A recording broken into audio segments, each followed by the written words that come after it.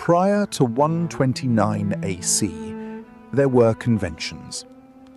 Siege warfare was slow. Armies moved at the pace of their supply lines. Civilian populations were taxed and conscripted, and sometimes starved. But the primary mechanism of medieval conflict, the thing that killed most people in most wars, was attrition. Time. The Dance of Dragons did not operate by those conventions. It operated by a different physics entirely. What follows is an account of what that physics felt like from the ground. Not from the Dragonback, from the ground.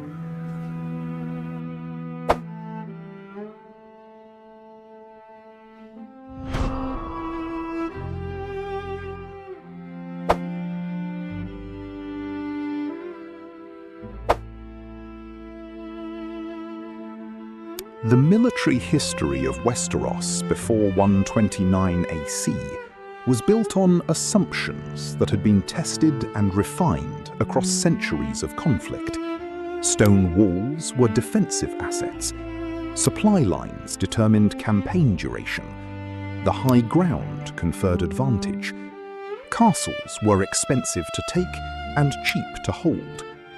Every lord who raised an army in the pre-dance era operated within this framework. Every one of those assumptions had an expiry date. It arrived in the autumn of 129 AC. Dragon warfare invalidates almost every prior military assumption, and I want to be specific about which ones. Siege. A dragon renders a siege moot in an afternoon. Supply line interdiction. A dragon can interdict from the air at a speed no cavalry can match. The defensive advantage of stone walls, the entire geometric logic of medieval military architecture, becomes a liability when the thing attacking you can fly over the wall and operate at temperatures exceeding 1,000 degrees. Every textbook I use for the pre-dance period becomes partially wrong from 129 AC onward. Not useless. Partially wrong. There is a difference. First dragon engagement of the dance did not take place at a castle. It did not take place at a recognized strategic position. It took place over a road. A road that several thousand people used every week to move grain, livestock, and goods between 3 market towns. After the engagement, the road was impassable for 11 days. The grain did not move. The towns noticed. What I want people to understand about Rook's Rest is not the dragon engagement itself. It is what happened to the supply routes in the 3 weeks following it. The military operation lasted hours. The economic disruption lasted months. That ratio, hours of direct military action to months of consequential disruption, is the ratio that defines the dance as a whole. The dragons were the mechanism. The supply chain was the casualty. The people who depended on the supply chain were the cost.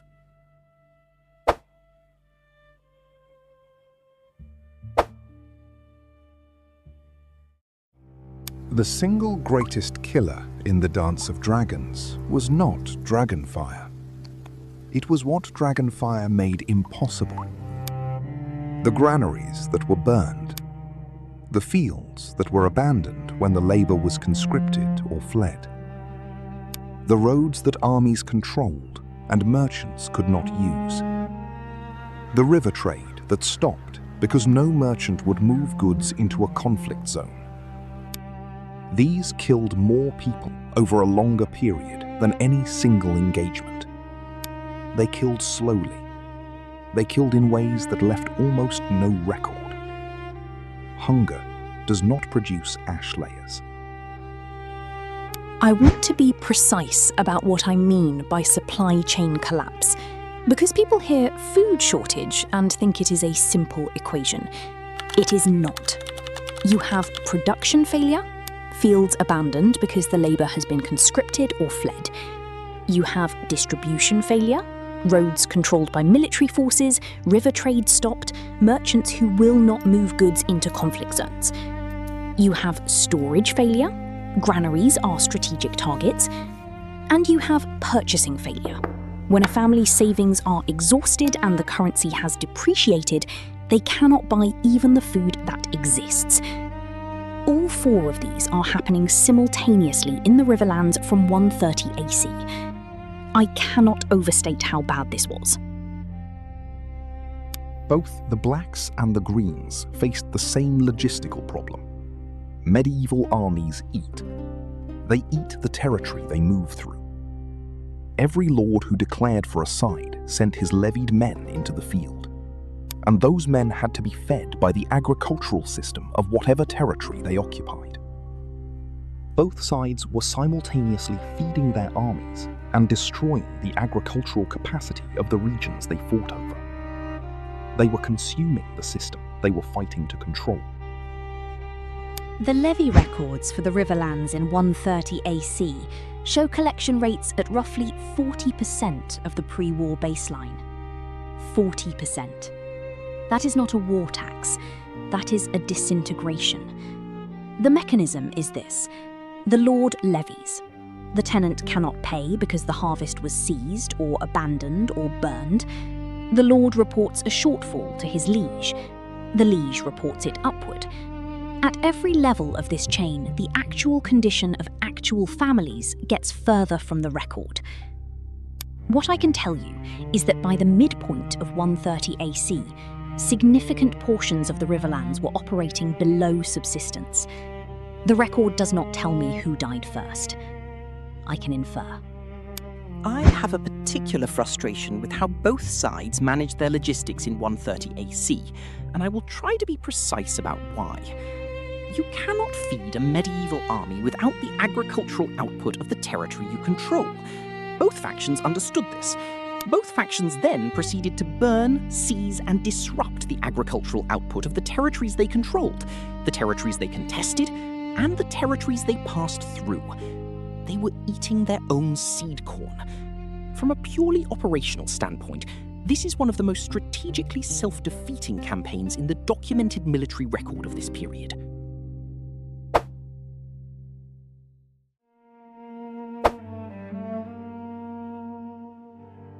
King's Landing in 130 AC held approximately 500,000 people. It was a walled city. The walls that had been an asset, that had made it defensible, that had made it the seat of power, became, under siege conditions, a container. The population could not leave. The food could not reliably enter.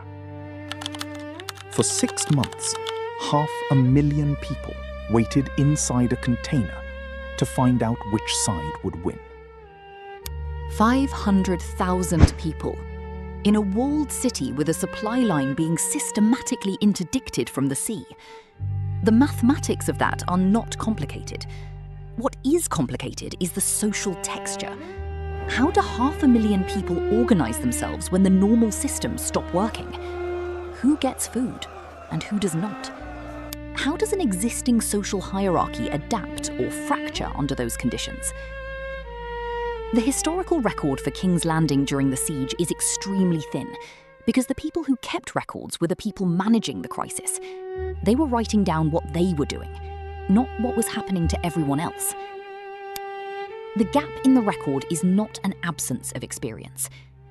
It is an abundance of experience that no one with a quill was positioned to capture.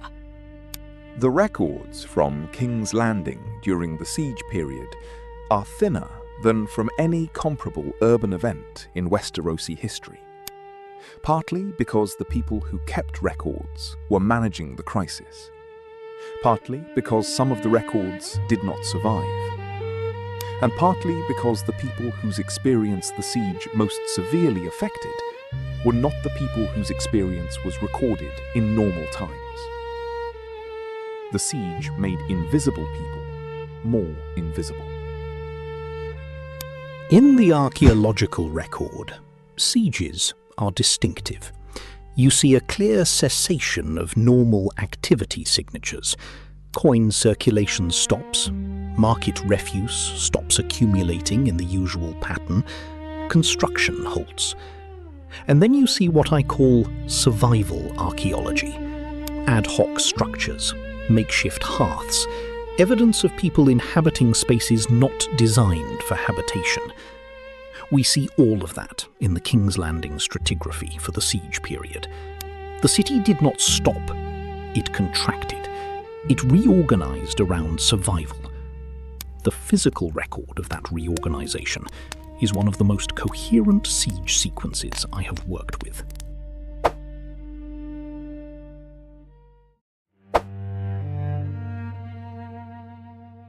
Harrenhal had burned once before. Aegon the Conqueror's dragons had reduced it from the largest castle in Westeros to the largest ruin. What the dance added was a second burning, strategically minor since there was little left to destroy. What makes it significant for our purposes is precisely this. We have the before from the conquest. We have the after from the dance. We can measure at this one site what fire does to a place across 2 generations. What the archaeology shows is not recovery, it is replacement. We have conducted 3 separate excavations at the Harrenhal site. The ash layer from the dance is distinguishable from the conquest layer by its chemical composition, different burn temperatures, different fuel sources, a gap of roughly 2 centuries of occupation between them. What we find above the dance layer is sparse. Normal occupation resumes at perhaps 20% of pre-war density. It does not return to baseline within the period we have studied. Some of the surrounding villages never came back at all. The place names persist in later records, the communities do not. I want to be precise about what that means archaeologically. The place name is evidence that someone remembered a settlement was here. The absence of an occupation layer is evidence that no one came back to build one. There is a theological question embedded in the burning of Harrenhal that I find genuinely difficult, and that I think the small folk of the Riverlands found genuinely difficult. If Harrenhal was cursed after the conquest, what does it mean that it burned again? Is this the curse continuing? Is this the curse being completed? Is this proof that the war itself is divine judgment on the realm? I do not think these are naive questions. I think they are the questions that kept Septons awake at night in 130 and 131 AC, and I think they shaped how ordinary people processed what was happening in ways we have barely begun to account for. The faith did not have good answers. In my reading of the confessional records from this period, it was still trying to formulate them when the war ended.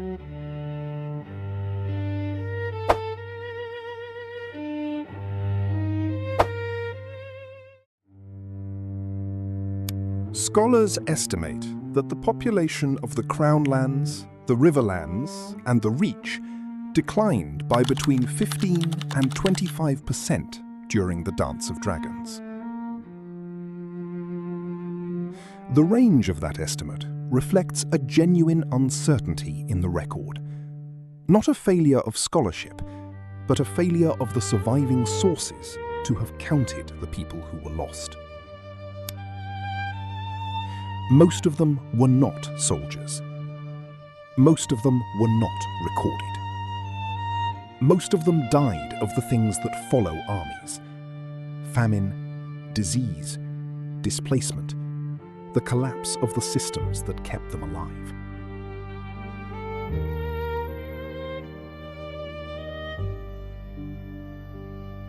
They are in the gap. The military history of the dance ends, from a purely operational standpoint, with both sides having degraded their own strategic capacity to the point where neither could sustain a field campaign. The war did not end because one side won. It ended because both sides ran out of the material conditions for continuing. What that means, translated out of military language, is this: the war consumed everything it needed to keep going, and then it stopped. What it had consumed in the process was not recorded in the after-action reports. It was not the kind of thing after-action reports record. I want to say something that may be edited out, and I want to say it anyway. When we discuss the Dance of Dragons as a war between Rhaenyra Targaryen and Aegon II Targaryen, we are participating in the exact same erasure that the primary sources commit. The people who died of hunger in the Riverlands in 131 AC did not die in a war between two queens. They died in a war between two aristocratic factions who used their territory and their lives as operational resources. The distinction is not semantic. It determines what questions we ask, whose death we count, and whose name we know. We know the Queen's names. We do not know theirs. The question I am always asked about the dance is, why did both sides behave so self-destructively? The military historians will give you a logistical answer, and it is correct. My answer is political. When your claim to rule depends on demonstrating that you are the rightful sovereign, you cannot afford to be seen withdrawing, conserving, or protecting territory that your enemy also claims. Every burned granary was also a message. We are in control here. Every seized harvest was a statement. Our army is present, and your lord's is not. The legitimacy problem became a liability problem. Both factions needed to keep demonstrating sovereignty over territory that their demonstration of sovereignty was destroying. That is not a military failure. It is a political one.